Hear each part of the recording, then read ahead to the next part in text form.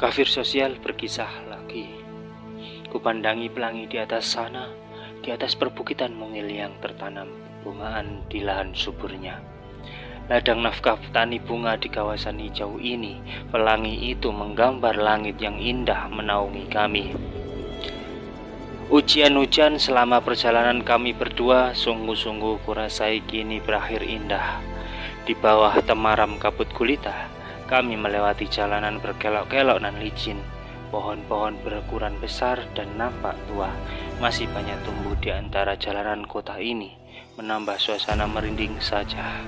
Apalagi jalan masih licin sabir terguyur hujan basah. Aku bagai memasuki dunia lain, sedang berada di dunia dongeng, dan kubayangkan sedang dibonceng kawanku mengendarai kuda, melejutnya agar segera sampai di tujuan, dan bahkan sinar mentari pun minder untuk masuk kota ini. Tatkala aku di senja, kota bunga mulai menghilang. Di muara malam itulah ada secuil inspirasi hinggap di kepalaku. Kenapa aku tak menulis buku yang berbau sejarah saja? Selama ini aku gencar mengulik sejarah-sejarah manusia, dan bahkan aku berjualan buku-buku sejarah dari guru bijak saya. Kenapa hanya puisi-puisi tulisan tak jelas arah? Di tengah malam seusai seharian berdagang, namun target masih menghadang. Kurenungi kenapa literasi sejarah peradaban manusia masih sulit disuka. Aku pun iseng-iseng menggorek aksara sepengetahuanku dengan cita rasa sejarah.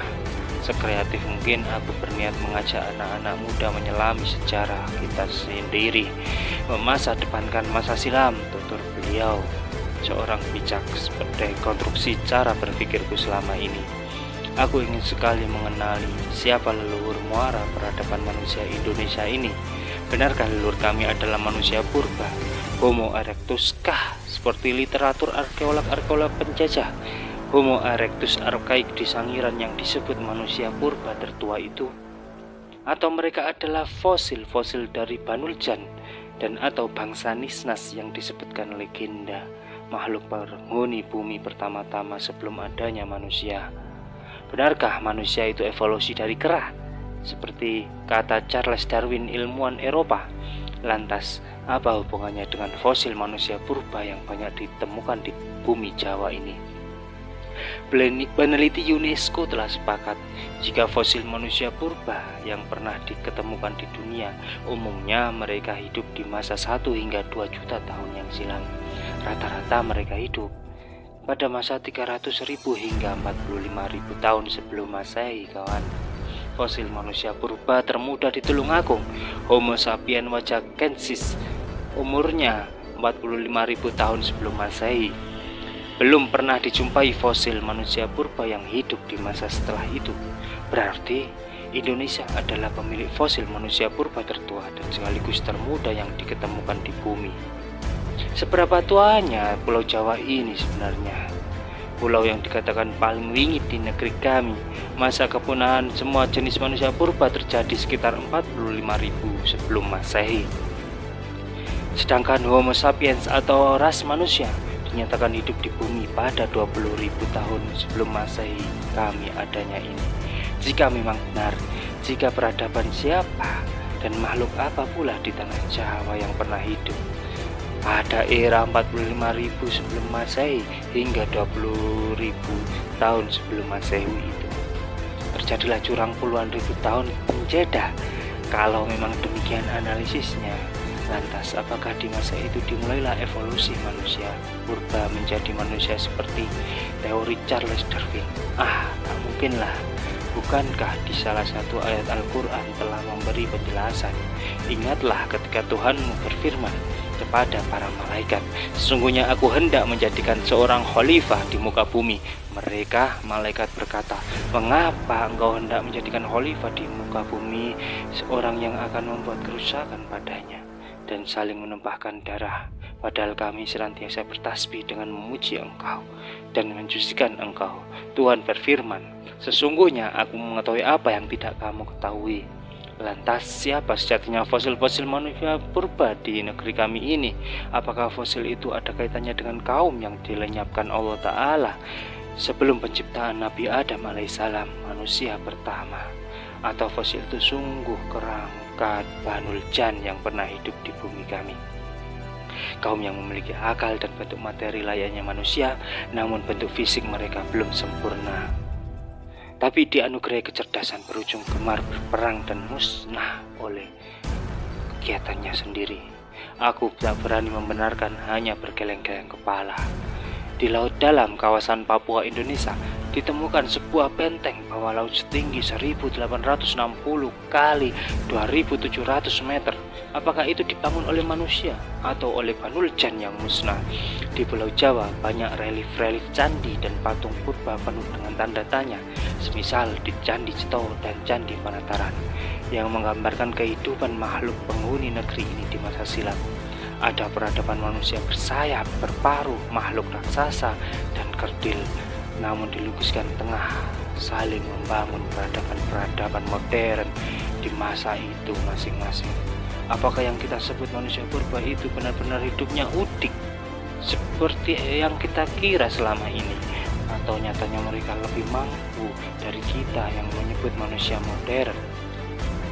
Kita terlanjur congkak menyatakan bahwa manusia purba itu hidupnya sangat primitif. Semua bukti fosil purba itu memberiku faedah bahwa sehebat apapun penciptaan teknologi materi yang pernah dibuat penduduk bumi, ternyata seketika dapat pula musnah, hancur lebur punah dan terkubur di laut berpalu, dan pula di perut bumi tak berdaya merenung.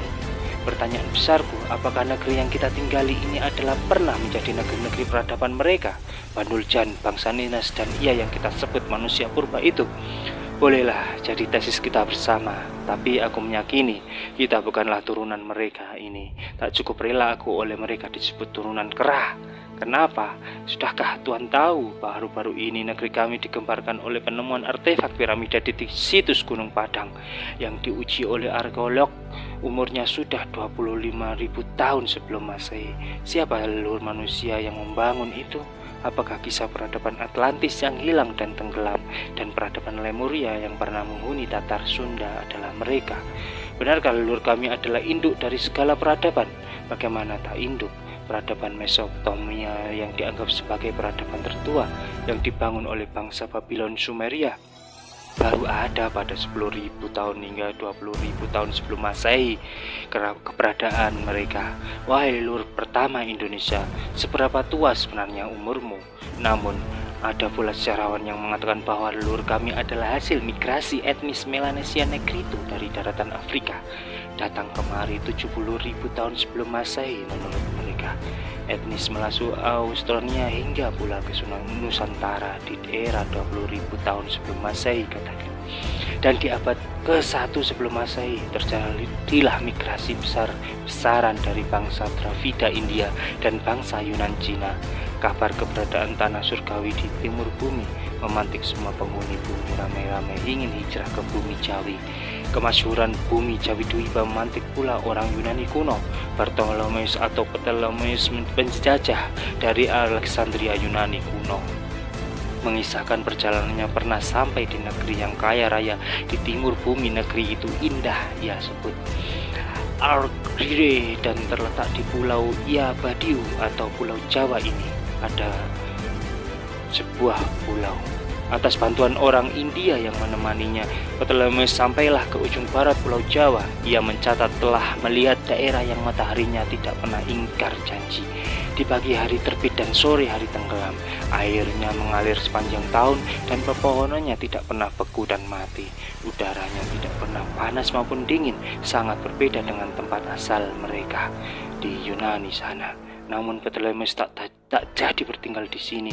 Orang India yang menemani dialah yang menetap di Nusantara, lantas mengajak pemimpin bangsa Dravida itu melakukan migrasi besar-besaran di awal abad Masehi dan membuat koloni besar seorang keturunan bangsa Dravida yang menikah dengan penduduk asli bernama Raja Kudungga, lantas merintis kerajaan Kutai seperti yang dikabarkan prasasti Yupa di Kalimantan sana.